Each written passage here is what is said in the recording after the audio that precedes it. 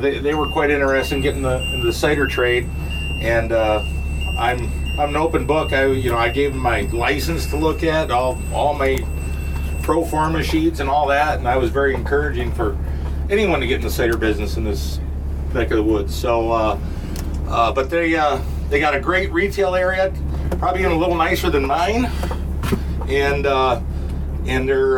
they've kept their cider footprint pretty small. It's mostly sold out of their tasting room, but there's some other spots here and there in the city where they sell cider too. So, what year did they open? Robinette's opened in 1970. Wow. Well, what year did you go commercial? Our commercial retail space opened in 71. 71. But and commercial cider production? Commercial cider 2002. So. Charlie in the back. Do they have a sluicing operation for mining at their place too? They might actually have a sluicing operation. It's very possible. They got a lot of cool stuff. Episode 130.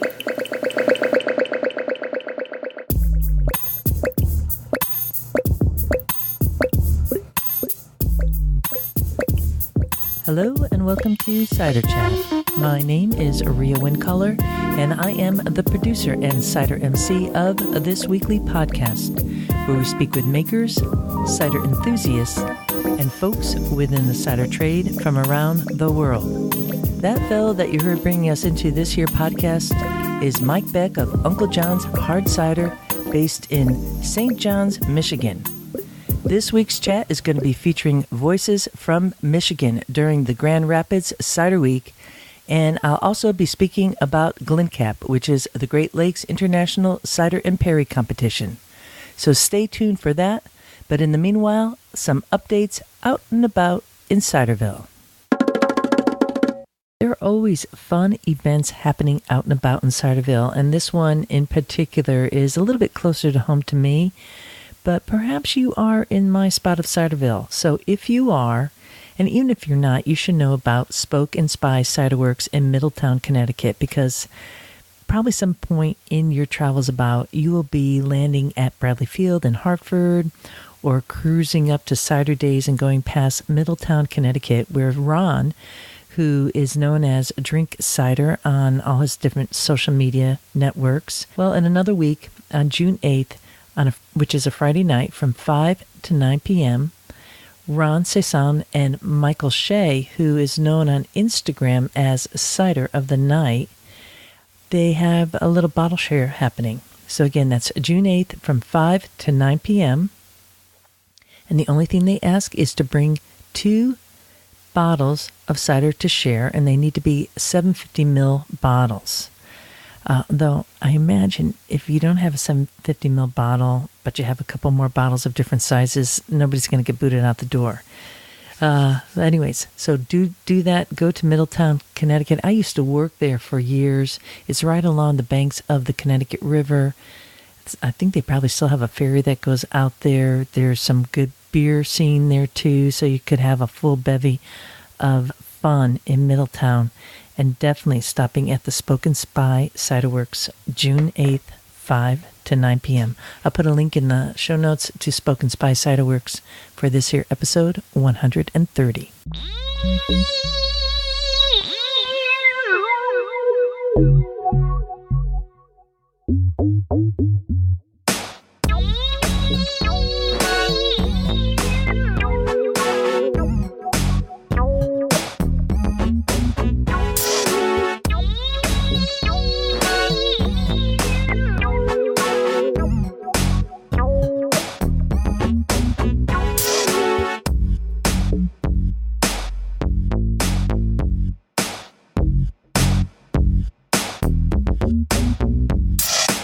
Who knew that cheese puffs, really light, kind of crispy snack food, goes so well with cider?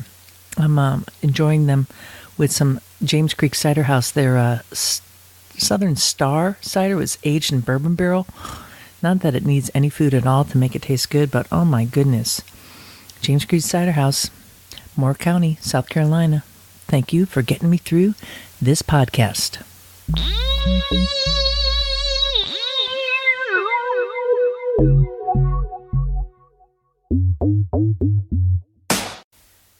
The Hoon Valley Midwinter Festival is taking place in July. It's from the 13th, which is a Friday, to Sunday the 15th in Tasmania.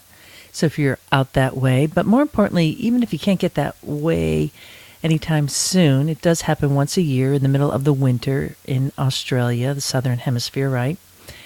They have this event that really caught my eye. It would be so much fun to be able to attend. It's where they are inviting word weavers to tell, in the most creative way possible, a 7-minute story to compete for over $800 in cash prizes and the coveted Hoon Pin Cup, handcrafted by local maker Brad Moss. Now, I'm not sure what... Oh, the Hoon Pine Cup. It's a pine cup. I think it sounds like Brad made a cup out of pine. I wonder what kind of pine trees they have in Tasmania. Isn't that interesting? So that's happening. I'm going to put a link in the show notes to that in case you make it out there, just to kind of follow along on that story. What an opportunity. You know, they have a big bonfire. It's really almost like their own mini version of Burning Man. I'm sure it's not to that extent, but wow. And if you want to know a little bit more about Tasmania and the folks out there, you could always listen to Sam Reed of Willie Smith's. That was episode 31. He's also the president of Cider Australia. Hugh McKellar, you could always find him online at Real Cider Reviews. Hugh and I did an episode number 59. And then Patrick from Simple Ciders. They are based in Tasmania. Really nice people making lovely ciders. And that is episode 88. So I do like following what's happening over there on the other side of Ciderville from me. Some pretty neat stuff, and how innovative, having a storyteller's cup and having prizes. I bet some of that prize is cider. I'd have to go over there in a boat, sail in a boat. Who wants to do that? Sign me up.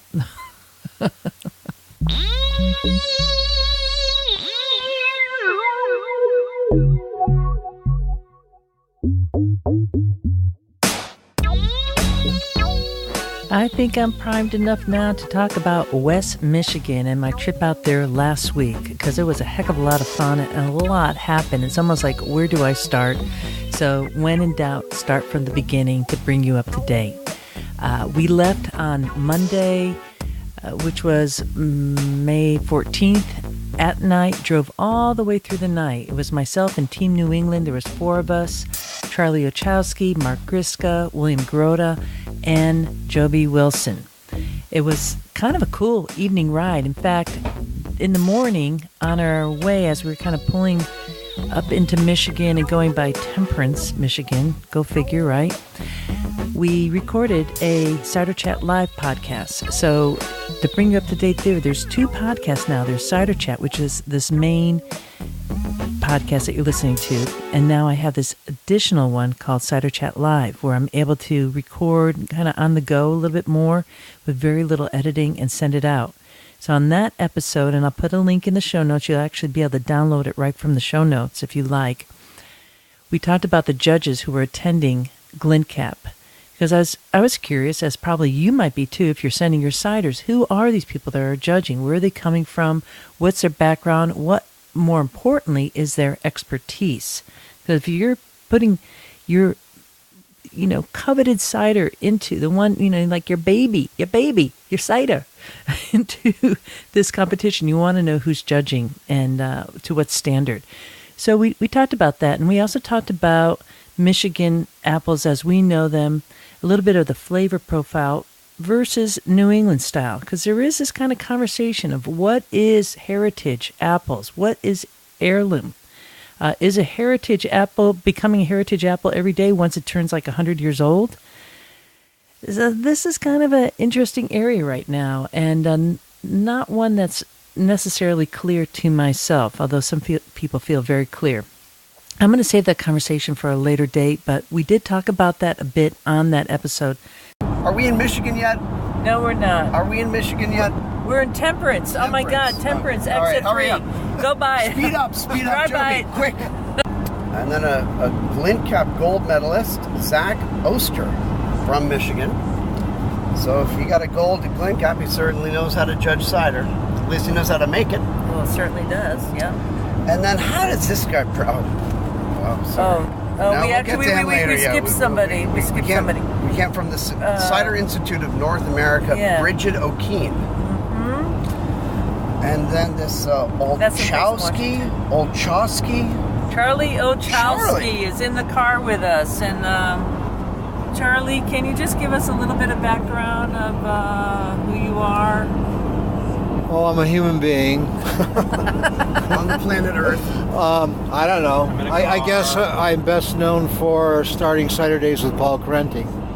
And I've been involved with cider education and cider judging for probably 30 or more years. And I don't know. I just love coming out to GLINTCAP, and it's been a wish for a while. And cider, it's great to see what's happening with the whole cider scene. You're also a BJCP certified judge, right? No, I'm actually a national. I've got enough points to be a master judge, but I have to take the exam over again, but I haven't found time in my busy life to do it. Right. And you also are the founder of Valley Fermenters, which is the oldest homebrew club in the country. No, New England. New England. Oh, crap. I better edit everything I've been saying all these episodes. Okay, that's Charlie. Dan. Okay, good. All right. And then from hardciderreviews.com in Utah, we have Matthew Ostrander. And then now Michelle Foyk is the captain of the store, so I'll be working with Michelle. She organizes all of how the tasting, the actual logistics of getting the ciders out to the judges and back, and it's an amazing job that she does. She is like a non-stop Energizer battery. She is. She's a bunny. And on top of all this, she just opened up the Eris Brewery and Cider House in Chicago. So it's a brand new spot to get cider and beer. They have a restaurant. So kudos to her. I know she's been working really hard on that for the past couple of years. They did it. And Mike Beck, Uncle Johns Cider in Michigan. Mike is the event logistics and admin lead. Really nice guy, past president of the United States Association of Cider Makers, so he just stepped down from that role. And Mike Beck has been coming to Cider Days out in Massachusetts for I don't know how many years, Charlie. Do you remember? Well, we've been going on 23 years, so he's probably come, I'd say almost last 20 years. No, more than 4. Yeah. No, 24. Oh, he's come to all of them? No, he hasn't. You're approaching the 24. Oh, I know that. Cider Days. He came when we had like the first salon in Old Deerfield, and so he's been really integral part of cider It's in always the great U.S. to see him, but I see him in a fleeting moment, then he's gone the rest of the weekend somewhere else. We're going to be seeing Mike tonight at a cider dinner at Uncle Johns. I'm really excited to go to see that site. And the cellar master for the event is Brian West. And working with Brian, one of the cellarmen is Jeffrey Cottrell. Yeah. Both Jeffrey's from Michigan and Brian's from Indiana. And I believe that's it. Yeah. The interesting thing about having a sense of where the judging panel is from, Canada is very well represented, but typical of any competition, sort of the regional profile of whatever the drink you're assessing, in this case cider, will be reflected by your panel of judges. So if it's predominantly Michigan, they are going to have an influence to the entire categories about how those are perceived here. They will have a big influence in the final choices we make for first, second, third in every category. But since you have such a large influx of Ontario judges and people like ourselves come from Massachusetts, those lines are blurring more. So I think that Throw some ripples in the water. yeah, so I think that makes it. It's not unfair, but it is a chemistry of competitions. It does reflect the battery of people who live closest to the site of the judging and what their regional preferences are and perceptions of what exists within each category. So, but I think again those lines are blurring. But it's a true factor that plays into it. You know that those Michigonians are really rooting for their Michigan cider makers, but they're not going to be, so subjective that they would vote for one over the other, and you don't know what it is until Well, the end. you can talk as the high acid. Well, so let's just talk about the difference in apples and stuff, because in Michigan, which apple is the number one fruit produced, the number one commodity in that way, they have a lot of culinary apples, and what we've been finding is that what they consider heritage is a little unique. They are looking at like apples that were here for a long time and considering them heritage versus what would be the classic descriptor of a heritage apple. Oh boy. A cultivar that is 100 years? Is that a... Well, we're using in New England some of the apples that actually antique. came about in New England. Look at Roxbury Russ. It's a good example of that. All Westfield Rhode Seek Island No green. Further. Rhode Island greening. So the actual heritage of the apple comes from the region, and some of them are 300 or more years old.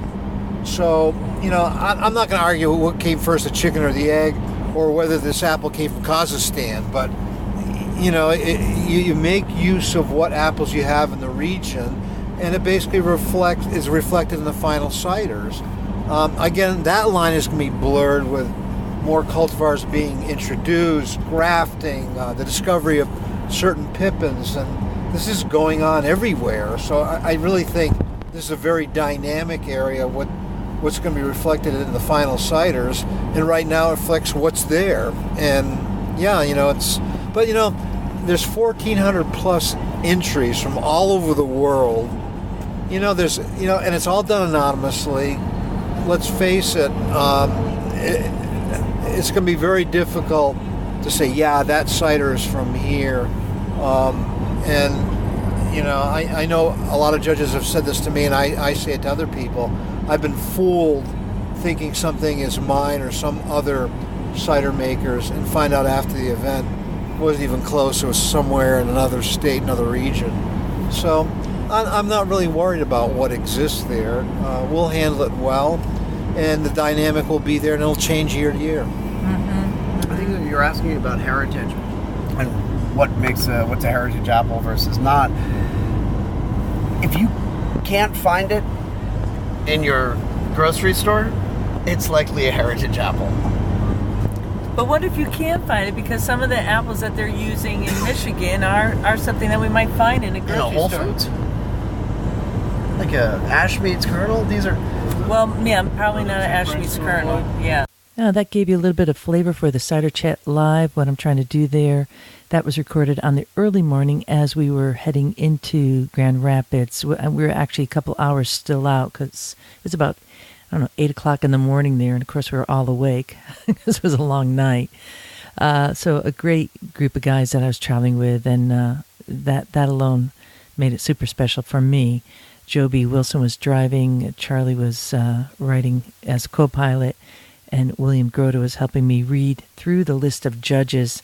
And Mark Gryska, who was in the back, is in charge of the Cider Days competition. That's a Franklin County Cider Days competition that takes place in conjunction with Cider Days each year on the first weekend of November.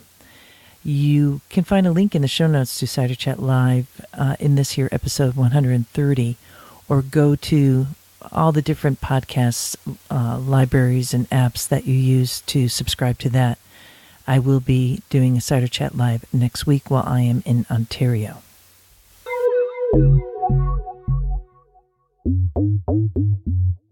So you could check it out. We arrived on Tuesday because we had a lot going on. It's a filled week of all kinds of stuff, all surrounding cider. We arrived at Vandermill, which is based in, there's two locations. We went to the Grand Rapids location because that was the landing ground, the staging area for GLINTCAP. And again, GLINTCAP stands for the Great Lakes International Cider and Perry Competition. Mike Beck oversees GLINTCAP. And then Eric West is hired as kind of coordinating the competition. Jeff, also known as the Saginaw coach on social media, was there. I was a little disappointed that Jeff didn't just run up and give me a hug. I mean, when people are kind of reaching out all the time, Jeff, and being kind of fun and engaging on social media, you don't have to be shy when we meet, I feel like I know you already. I expected a good Michigan bear hug at least. But, people are shy. It's okay. I'm kind of a huggy person. I can't help it. Jeff Carlson was also there helping out. Good cider dude. And so they were setting that all up. Dave, who works at Vandermill. I met Paige, who works at Vandermill. Lovely woman. And what a location that they have. It's stupendous. They have a restaurant upstairs, amazing kind of swag area. And the thing that we noticed at Vandermill is that everyone was so nice. Holy cazoli. Everyone's so nice. And that stands out. So that speaks volumes of the people in that area and who are working there. So way to go. So we hung out a bit with Paul. He showed us how to use the cider taps, and then I proceeded to try to hide myself in the cidery that night so I wouldn't have to leave. But, we had to leave. What are you going to do? And so we did. We headed out from Vandermill, checked into our different locations. We kind of, did it as if we were a religious sect. The guys stay in one house and then the girls in another. So the guys all went to their pad, and I was able to stay with Michelle McGrath, who's the executive director of the United States Association of Cider Makers. Did I say that right? United States Association of Cider Makers, yes. And then Michelle Pagona, who is also known as the Brew Babe. Michelle, I think I might have mentioned this before, is no longer able to drink beer. Because she's gluten intolerant, so now she's all over cider, so that's really neat. And she has a lot of enthusiasm. She's from Long Island. And then Darlene Hayes, who's from California, and she has a blog all into cider. She wrote a book, Cider Cocktails. And I did have Darlene on the podcast, so you want to listen to that episode because she was making cider cocktails, and we were getting toasted on cider cocktails. It was delicious. So I was able to stay at this house with these three women. It was such a bonus to kind of get to know these folks at a deeper level. And then the guys were staying across the river because you must separate the two.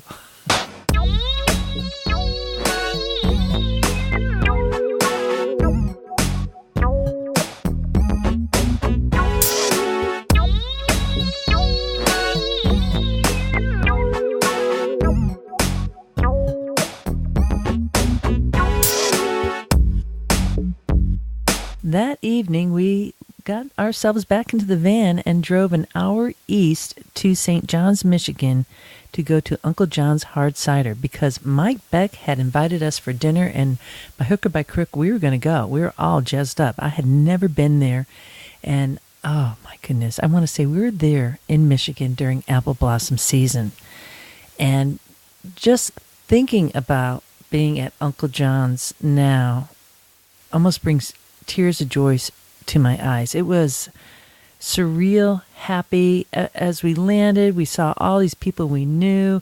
I immediately saw Nicole Ward of Forgotten Cider. She and Rafe are only based about an hour north of St. John's.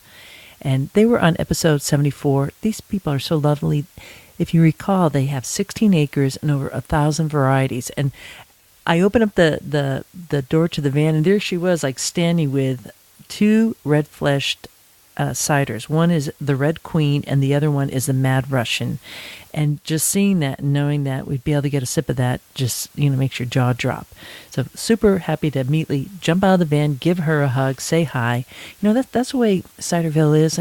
So many nice people just connecting in that way. I love it, I love it, I love it.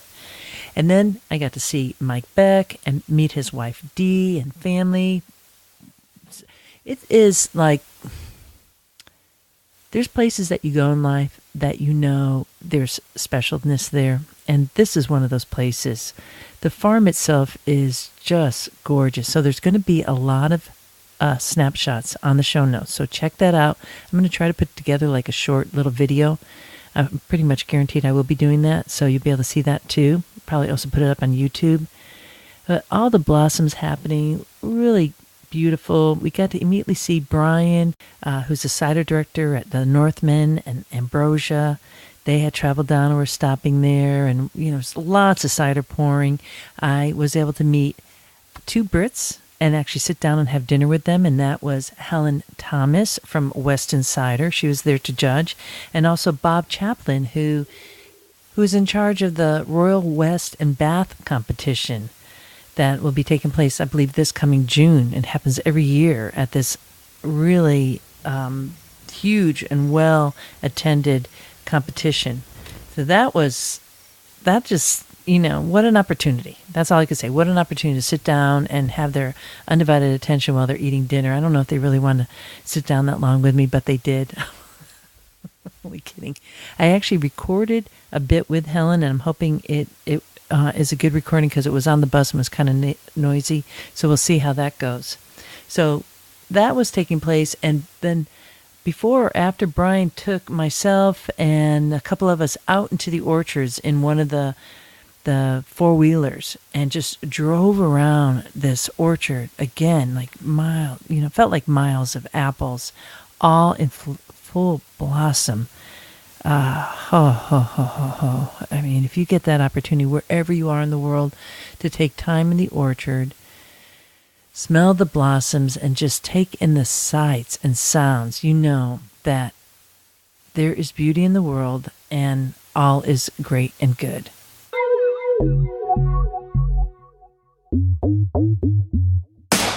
Got to hang out in the tasting room. Lots of cider was pouring. He's been in business for a while, he and his family. I'm not sure if it's his parents or Dee's parents that have their own home on the farm. I have a feeling it's on Mike's side of the family. Just like salt of the earth people, and how gracious. He was just like handing out boxes to everybody and saying, take cider. Now, I actually was so turned on to the apple vodka that I just had to get a bottle of that. And Mike, of course, graciously gave me a bottle of apple vodka. And you don't even need to drink vodka, just to pour it in the glass and sniff it. Actually, I think I need a reminder. So I'm going to open this bottle. I have it right here. And let's pour a little bit in because you only need just a wee bit. That's just a wee bit, believe me. Let me put that cap back on because it's kind of close to my setup here, and that would be a bummer. Now, let me first just talk about the bottle as this sits in the cup, and I'm swirling it around because I really want to get that scent. It's a clear glass bottle, so you can see right through. I can see my hand on the other side. It says on the top, Uncle John's Fruit House Winery, and it has this white, kind of grayish silver tree. It's a very swirling apple tree, and in the middle, at the top, it has this nice red apple. I'm going to take a photo of this bottle. It says vodka from apples, distilled from apples. It's 43% alcohol by volume, or is this saying 86? It's so tiny. I can't even see those tiny little letters. Somebody's able to read that, not me. Swirling around, and oh man, I've never had vodka distilled from apples. Maybe the other people are doing this. I'd love to hear about that, but I don't even need to actually drink it just to smell it. It's as if you were putting up your nose to that like perfumey apple blossom, and it's at that exquisite level when the blossom is in perfect heightened bloom, and you get that floral scent, and you know that there is indeed a heaven. And then, of course, sipping it is not bad either. Let's take a little sip because, what the heck, it's only 9 o'clock in the morning.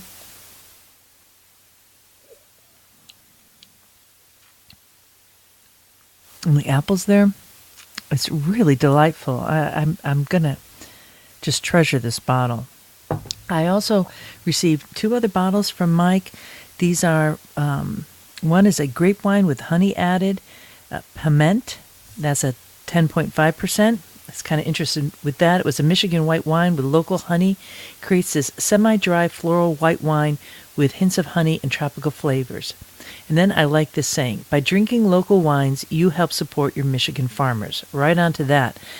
There's a series of these 750 ml wines that he has, and the label is stunning. It has a honeybee in the center with a black background. We'll have a photo of that too. And the second bottle I have in my hand, again, is 750 ml, 10.5%, is a Cider, and they're calling it apple honey wine. Now, there's different levels of Cider. I make a Cider. I don't really consider it a wine because anytime I add honey to apple juice and ferment it, I consider it a cider because I'm fermenting the honey with it. So I'm not sure, a little variations is okay on how we take it. But it again says here, farm-grown apples fermented with local honey creates this fresh, semi-dry wine with hints of melon, honey, and spice. And again, by drinking local wines, you help support your Michigan farmers. And I like supporting farmers like Mike Beck and his family. That evening after he filled us up and he actually handed me this giant magnum. I thought it was Perry, but it was one of his heirloom blends. I mean, a magnum of it, fresh out of the cooler, to bring back. That's come back to Massachusetts. We're going to be sharing that with our club here. So that'll be really nice to turn people on to some heirloom blends from Michigan. Anyways, made it back, totally dropped flat, and woke up the next morning bright and early. I mean, I don't know what they think about this. I mean, is there something in Ciderville where people are like, go, go, go, go, go? Can't we just stop and smell the apple blossoms? No. In this case, we can't because it was a full list. We were doing cider tours all day. And just give me a pause here to take another sip of this delicious little apple vodka. And we'll get back to what we did on Wednesday.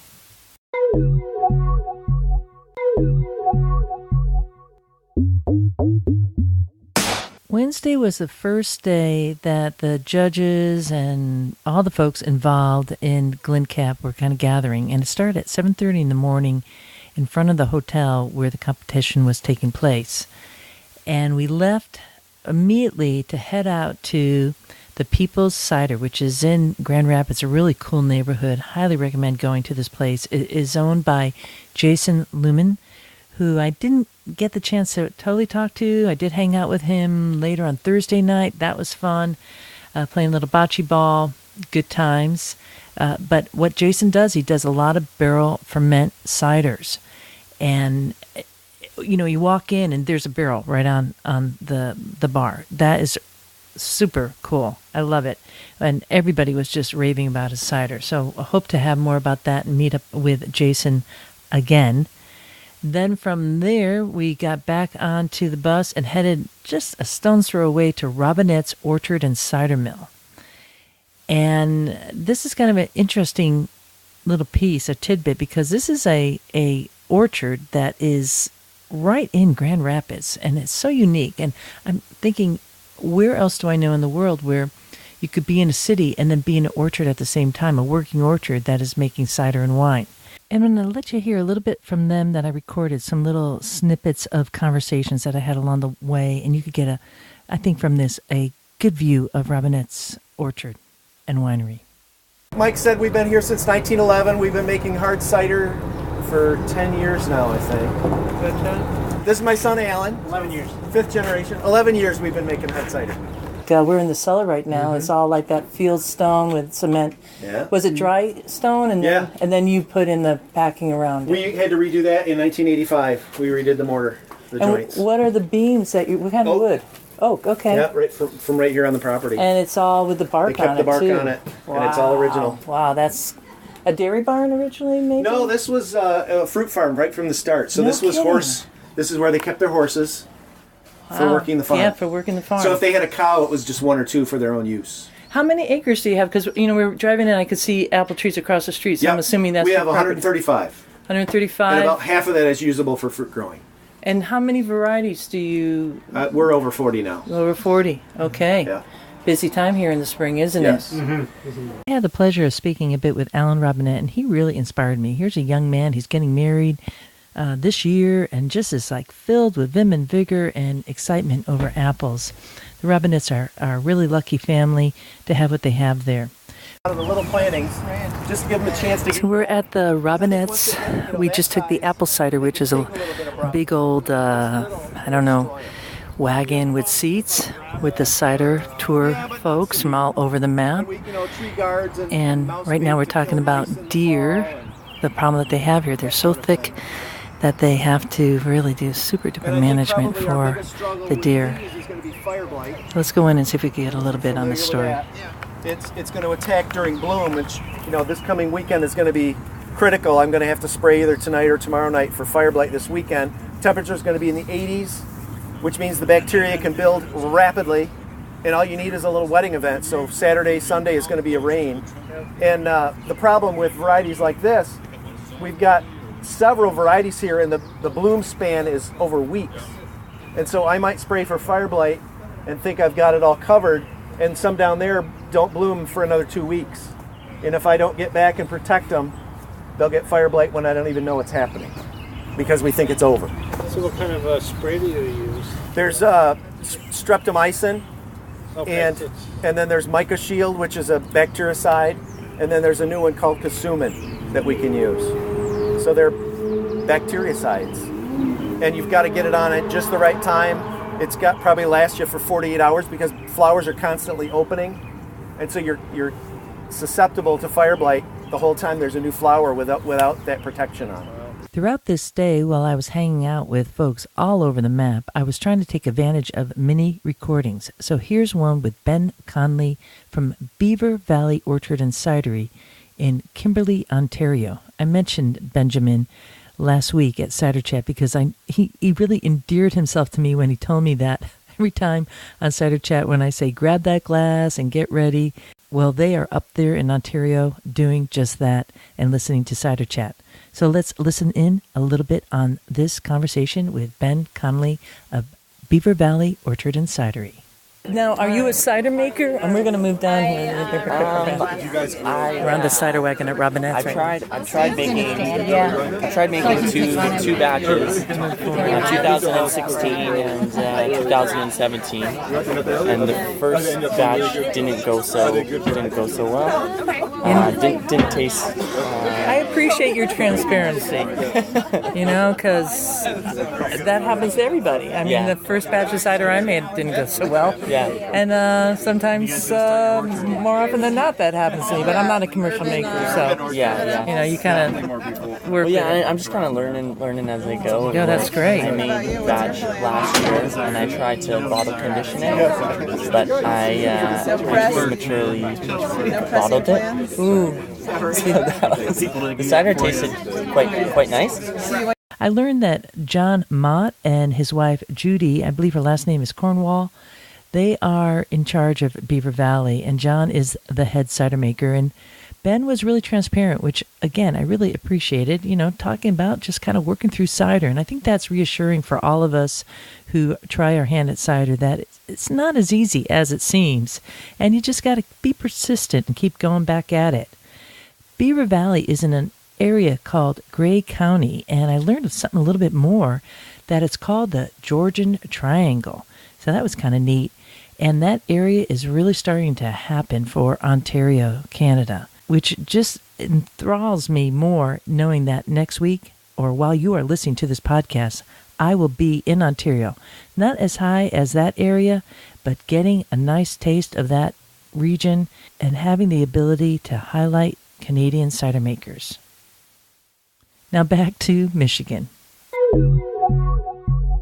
From there, we headed then to Vandermill for lunch. And of course, Paul Vanderhyde did not disappoint. We had a wonderful tour of that facility that I talked about earlier. We had a delicious lunch, and again, the servers were fantastic. I did put up some photos from that experience, a nice group photo too. Again, get a chance to visit that location or the Spring Lake location also. Then it was on to Ridge Cider to meet up with Matt DeLong, and it was a little bit of a drive there, but the trip alone was really worth it for the apple blossoms. All along, we were driving up along the ridge, and everything was in full bloom. If that doesn't set your heart soaring, I don't know what can. And I did get a chance to meet Christine Walters of Ballman Cider out in Oregon, and I thought I recorded a chat with her, but I can't find it, so at some point I'm going to record a chat with this gal. She is doing some amazing work at the cidery there, this family farm that is really initially like a huge kind of, almost looks like a Disneyland to go and bring your family. And then she got the idea to start making cider. Now, I haven't had any of Christine's cider, so that's going to provide me with the opportunity to sit down with her again and do a better recording with not so much bus chit-chat and noise in the background, because you know what happens when a lot of folks in the cider trade are riding on a cider tour bus? Well, there is a lot of cider on that bus happening, and it gets wild. And after all that, we had one more stop, and that was equally lovely, because behind this cidery was an orchard, again in full bloom, and they don't really have a tasting room. We got to go into their behind-the-scenes tasting room for family and friends only, and I'm going to just let Andy take it away and give you a little bit of an intro here, and you could try to figure out who this cidery is. Hello, everybody. I'm Andy Schaefer. This is my brother Chris and Uncle Mark. And welcome to our farm here.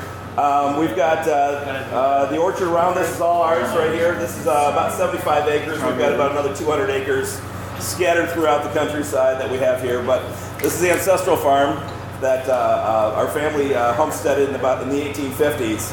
And so we've been here ever since, and it's been family owned the whole time. A number of years ago, we just kind of got in our heads that it'd be cool to do cider, as well as grow a whole bunch of cool heirloom apples. So the heirloom varieties are basically all the smaller stuff straight back from the building here, if you guys want to check that out. We've got about 100 some varieties of heirloom stuff. On this table here, I got two pamphlets, and it's kind of our varieties we're growing right out in the cider block behind. Yep. If you've got any questions about the apple varieties and that stuff, you got to talk to those guys, because there's only so much information that each of us can handle. So we each have our own part here. But yeah, this is our production space over here. Storage in back, which is kind of a mess. So unless you really want to see it, you can bribe one of us. Maybe we'll open the door. Other than that, I haven't got anything else. You guys got anything? We've been doing it for about 4 years. Yeah, about 4 years we've been playing around with it here. So that was Andy Schaefer speaking, and Uncle Mark Schaefer, and they have the Schaefer Cider Company, which is based in Conklin, Michigan, and their brand is spelled Pux, and I'm not really sure how to pronounce it, actually. I think it's Pux. Lovely guys, really happening scene there. The whole family was happening. It was a good scene, and that was our final destination of the day, and it was probably the perfect place to end. From there, we all headed back. We had a little tiny window of opportunity to get a bite to eat, and then it was heading back to the hotel to meet Charles McGonigal, who was having us go over the judging sheets, because they're really working on it for this competition. And that was kind of interesting, because they had us fill out the form, had us taste a couple ciders, and work through it so that everybody was on the same page. They were trying to get, if you can, kind of calibrate the crowd to see where folks would be judging the actual cider, so that there wouldn't be any extremes anywhere, because there's actually always extremes that happens in judging, even in this competition. But I thought it was a good thing that they did that, albeit difficult after being on a cider tour all day. So we had that opportunity to meet everybody once again, and then it was head back and take a rest, because the next day was GLINTCAP.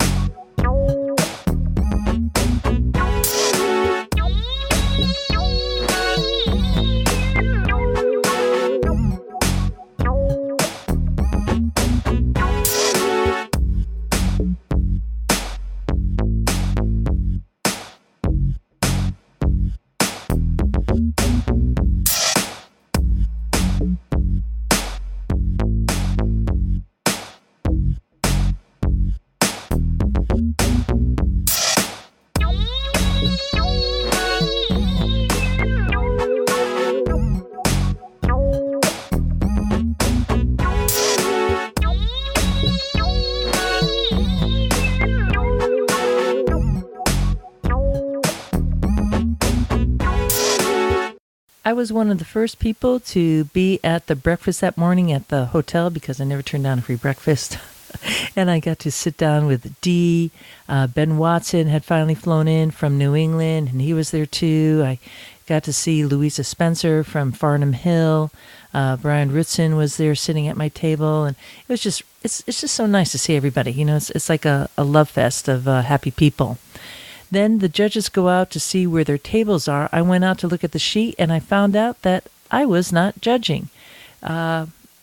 I guess they thought I'd be a better steward, so I stewarded, which was the first time I ever had that opportunity to steward a competition. All these years I've always been judging.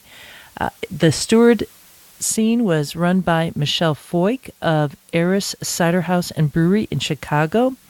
And I just want to give her a big hell yeah.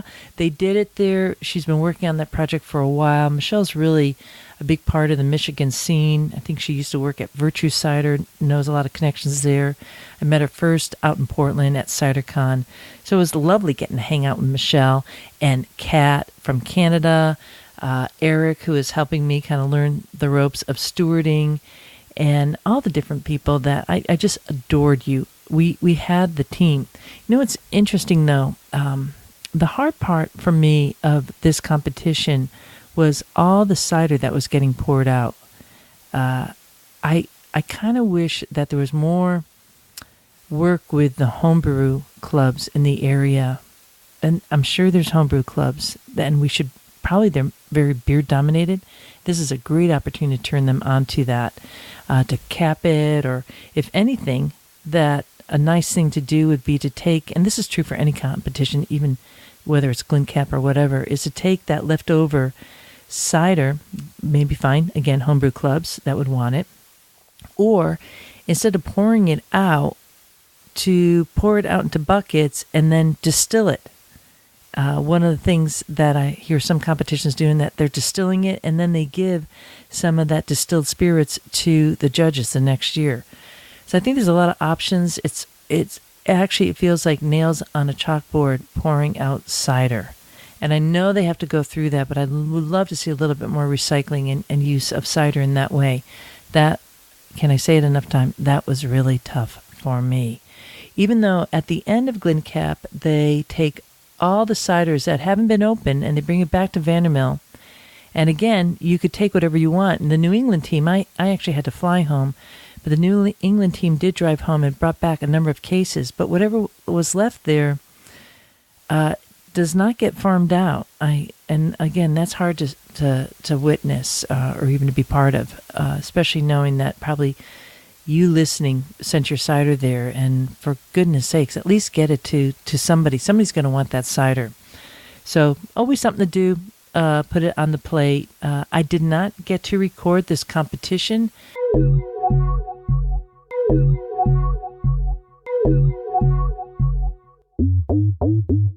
Before I depart from this topic on recording and judging, I want you to know why I like to do that. And I have done it already. If you go to the Cider Chat Live episode, you'll be able to hear how myself, Nicole LeBon, Charlie Olchowski, and William Grote were judging at the Boston Homebrew Competition for the Cider Best in Show. I got a lot of great feedback from listeners saying, I didn't realize, like, this is what is going on.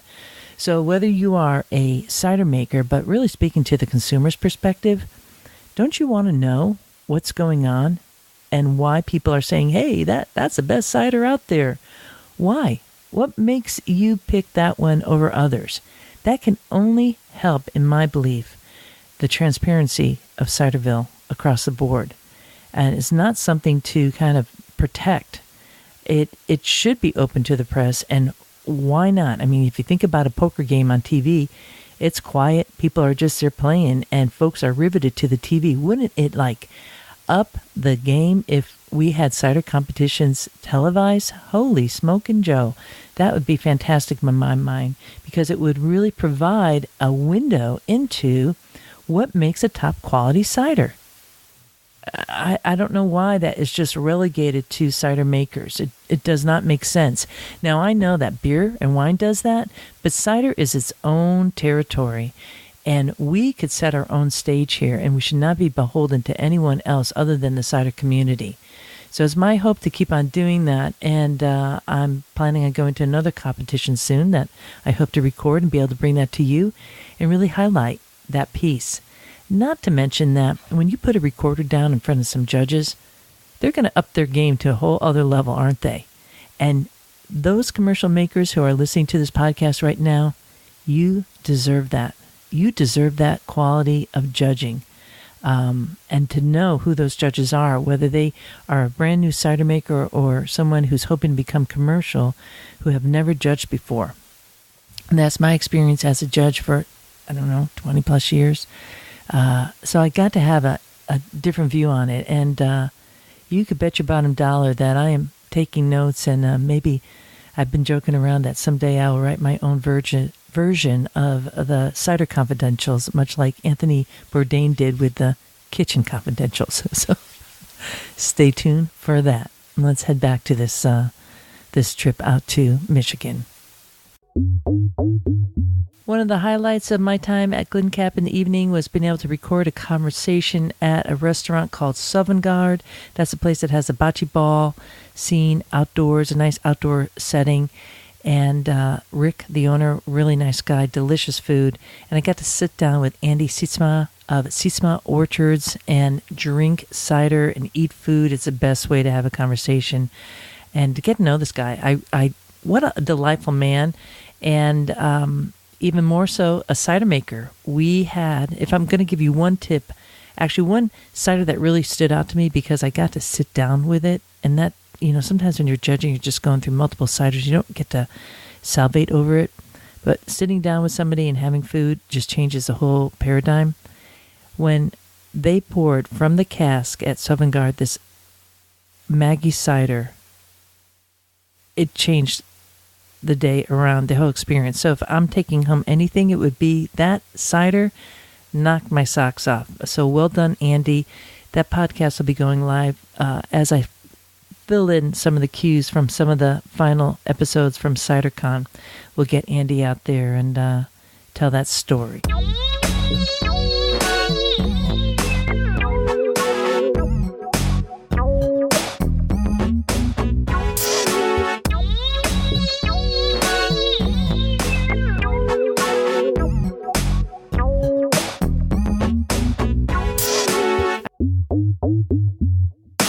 If you find yourself in Grand Rapids, you're going to be one lucky person because there's so much cider there.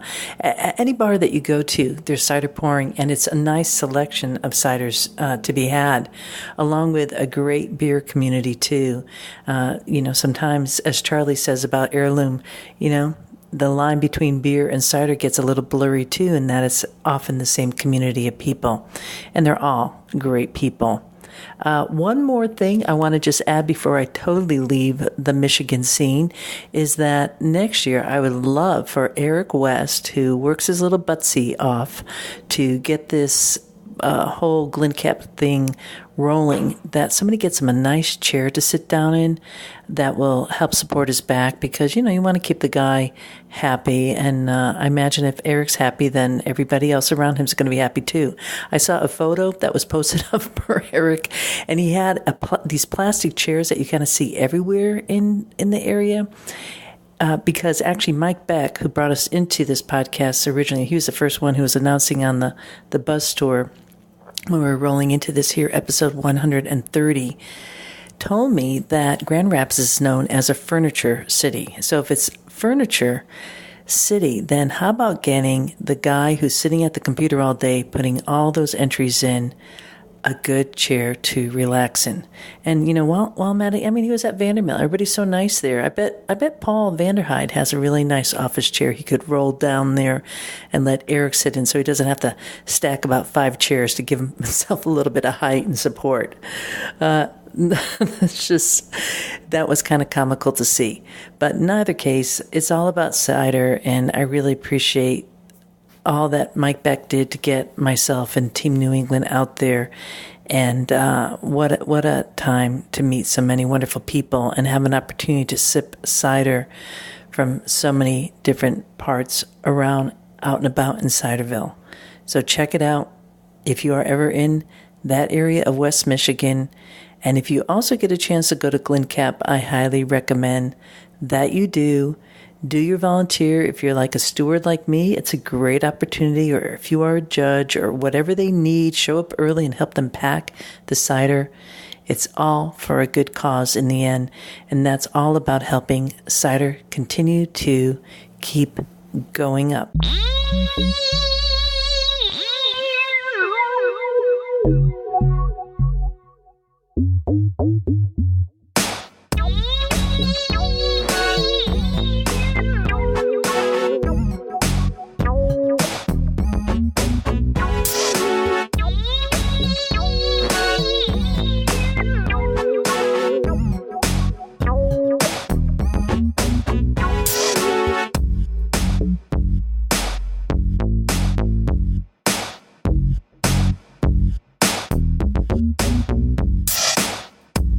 I was having this little conversation with the folks over in Japan, Lee Reeve and Clive Pohl. Lee does the Insider magazine, and Clive is the owner of the Full Monty, which is a cider bar in Japan. Has a great selections of ciders from what I could see. And Lee was talking about, he put on Instagram a photo of a bottle of cider from Normandy from Manoir d'April, and that might ring a bell because that's Agathe Letier. She was on Cider Chat, so you could Google that and find that episode, or just go to your podcast directory. I highly recommend it. She's a fabulous cider maker, and what I was asking them is if they had a chance to have her hopped cider, which is really made with the Manoir d'April cider base, which scales up all other cider bases. I mean, we have that a lot in the modern cidery. A baseline cider uses a lot of culinary apples, but when you have your base cider, and not that it's just France that's doing this, you'll see this in other countries too that have an amazing selection of cider apples. It changes the whole paradigm for what a base cider could be, and then adding something like hops. And it was really the first hop cider that I know of in France. So super stoked to be able to share that experience with folks who are coming along with me on the Totally Cider Tour going out the last week of this here September. That's just going to be fantastic to taste it. I'm really going to be curious what the other folks on the trip are going to be thinking about it. So I imagine we will follow up on that. And there is still time to come along if you'd like to. So just zap me a line, Rhea at Cider Chat. I could give you some of the details at the Cider Chat website. Yeah, I hope, Clive, that you get to taste that hop cider. I do not think it's in the UK yet. I know that she is exporting to Japan, but I don't know about the UK, so that would be quite interesting to find out. Good luck on that quest for Manoir d'April. When this podcast goes live on Wednesday, I will be somewhere in Ontario traveling abroad with Ryan Monkman.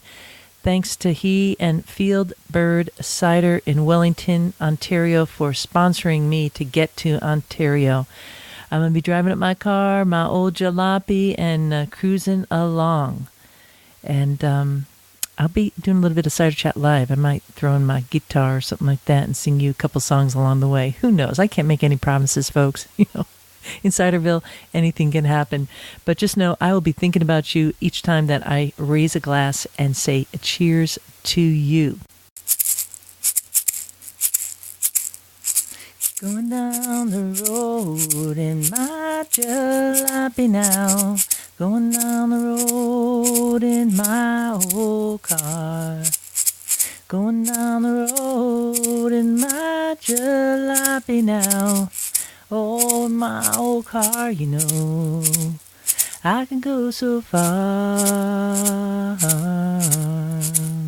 I can go so far. And a big cheer to all the good patrons of this here podcast. There's been no one that has signed up to be a patron recently, so if you are finding value for this program, please do consider becoming a patron today. I'll be putting out a extended version of last week's episode with Carlo Hine of Ramborn Cider Company. That's going specifically to patrons, and you can become a patron for as little as $1 a month, just to join into that fantastic community. both of commercial, non-commercial, just general consumers of cider. So thanks to you all. A big hug and a tip of the glass.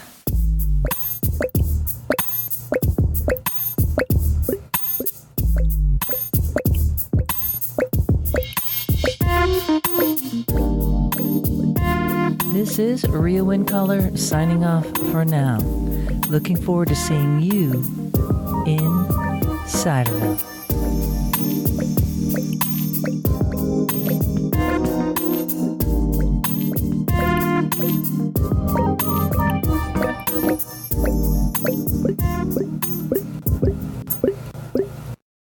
Yeehaw!